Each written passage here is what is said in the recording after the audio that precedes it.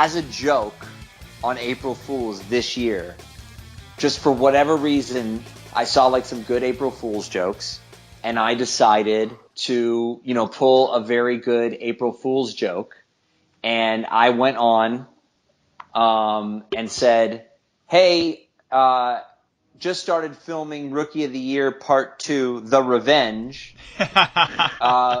Having a good time. The weird part is being a 35-year-old in junior high school. I love that title, by the way. It's a good title. Awesome. Yeah, well, the whole point was to make it as ridiculous as possible so that people would clearly see that it was an April Fool's joke. Right. Right, so they get the joke, and, so that they're in on the joke as well. Right, no, but they weren't. Like people bought it hook, line, and sinker. I started getting text messages from friends in the industry, like cinematographers, saying, hey, that's awesome, congratulations, where are you filming? And it was Terrific. then that I realized that a Rookie of the Year sequel was not just a good April Fool's joke, that it actually was a good idea. And so I started like spinning it around, and then I was on the phone with the producer of Walt Before Mickey, a film where I play Walt Disney that just came out on Netflix worldwide a couple months ago, which was an indie thing. And we were talking about doing another project together, and he brought up randomly, not, by my sort of inclination, he said, hey, what about a sequel to Rookie of the Year? Because, I told you guys yesterday, but you can write this stuff. If you guys are familiar with Henry, he gets sold to what team in the movie? The Yankees. Right. So Armando Gutierrez is part owner of the Yankees in real life with the Steinbrenners. So he's like, yeah, if we did a Rookie of the Year Part 2, like, I got a lot of people, da-da-da-da. I'm like, you can't write this stuff. I'm getting a guy who owns the Yankees talking to me about Rookie of the Year Part 2. So that was when I called, which was a couple weeks ago. I called the producer of my brain is fried. I'm not sleeping much these days with a 3-month-old. No, that can't be right. So so I called the producer of Rookie of the Year to gauge his interest in possibly doing it, and he said that film holds a special place in his heart. He wasn't quite sure about it. He has called over to Fox, and Fox isn't saying no. They're not saying yes, but the good part is they haven't said no. So, Right, they're not saying no. That's the important right, so thing. like Dumb and Dumber. So you're saying there's a chance. You're saying there's a chance, hey, exactly. They made 2 ill-advised sequels to that. So right. There's no reason we should not be able to get Rookie of the Year too. I want it. I would like it if you did like a you ended up actually taking that Yankees contract, like you re-broke your arm and you got it back and you took that Yankees job and then things got bad for you and now you're doing like the Tom Hanks League of Their Own thing where like you've been living in a bottle for a few years. Everyone goes that way, but you're not the first person that said this. Yeah. But I totally disagree. All right, it's movie. a fantasy. It's a fantasy movie, so everything like that happens in it that's dramatic is still dealt with in a really light fashion.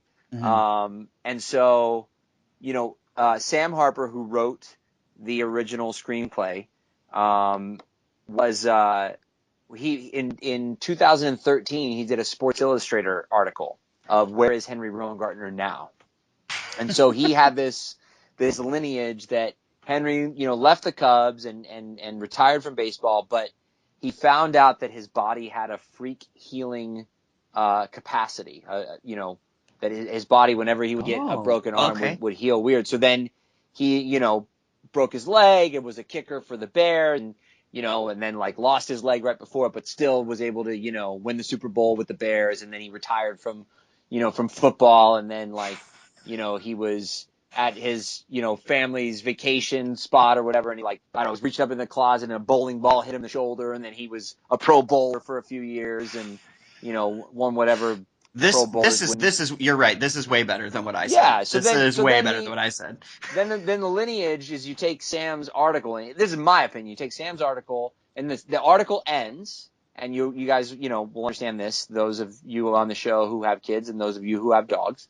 Thank you. The article, the interview ends because a callback to the pre-interview. If only you guys could have heard the pre-interview. Yeah, if the listeners, if all 8 of them, yesterday's was gold. Yeah, nice job, Sean. Yeah. So the interview ends with Henry's son interrupting the interview on their lake house or whatever on Lake, I don't know, whatever lakes are in Illinois.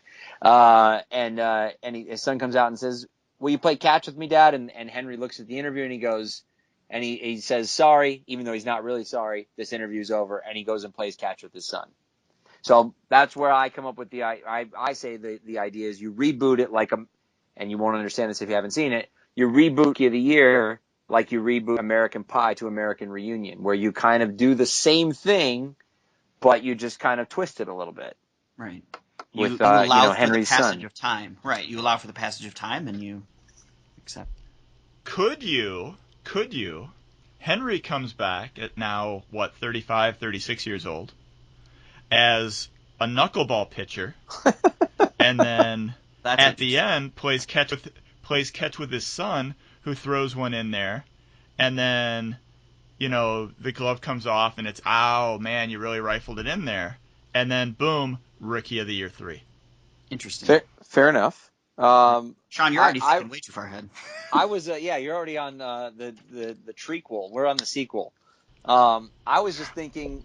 You got to think franchise. I was just thinking that Henry's son inherits the freak healing ability, breaks his arm, but Henry doesn't want his son to lose his childhood, so he doesn't want to tell anyone. He's maybe like a widower, and he's got this hot girlfriend who's like the boyfriend in the movie, and so then behind his back, she gets the Cubs interested in Henry's son. Oh, so it's like you don't let him play Little League, and so she just sees him playing catch with you in the backyard or something? Yeah, after the accident, I discover it, but I'm like, okay, just son, no throwing baseballs. He doesn't want for his son what happened to him. He doesn't want him to lose his. I like Thomas. I like how you're like, yeah, you know what? He's got this hot, smoking hot girlfriend. Why would you? You're a bazillionaire. You've been playing baseball for 30 years.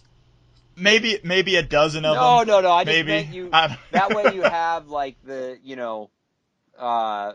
obviously in the first Rookie of the Year you have the mom's boyfriend Jack Bradford, who's kind of a dick, and he's the one that kind of gets the mom to sign him off to the Yankees, and he's pushing the kid forward. So you got to have that character. But if Henry's instead of Rookie of the Year was a single mom, Rookie of the Year 2 is a single dad. Single dad. And then that way, if it's the girlfriend or the fiance or whatever, that's the boyfriend's character in the first one. So she's the one that's kind of doing it all. Then you can have Amy Morton, Henry's mom, punch her out down the front steps. I was hoping you were going to just drop kick her out the front door, but this is also good. No, you got to have the mom's got to what mom wouldn't want to punch some of their son's significant others? You know what I mean? Yeah, that's a good point. Sure. No, I want to get back to the proposal with the bowling and I don't know if we go the Air Bud route with this. What do you mean? So I think the Air Bud and the Air Buddies, where then Henry's doing a bunch of different sports. Sean, nobody saw those movies. No one is going to know the difference. All that becomes is just the lineage, Sean. Right. Just the lineage. It would be something you handle in the opening credits with some newspaper clips. Oh, it's okay, gotcha. It's the Fair lineage. Enough. Okay, it's that, because listen, you can't have him having played baseball for 30 years, right. Maybe he came back and joined up when he was 18, but let's face it, Henry couldn't really play anyway. Right. He just had a good arm. Thank you to our guest this week. If you'd like to learn more about me, you can find me on the Twitter at Lucifer Olsen. That's L-O-U-C as in cat, I-F-E-R-O-L-S-E-N. Sean, where can the people find you? Thanks, Lou. As always, you can find me on Twitter at HOVG. And remember, head on over to our Facebook page, facebook.com/HOVGood, and drop us a like. We'll talk to you later. Later, boners.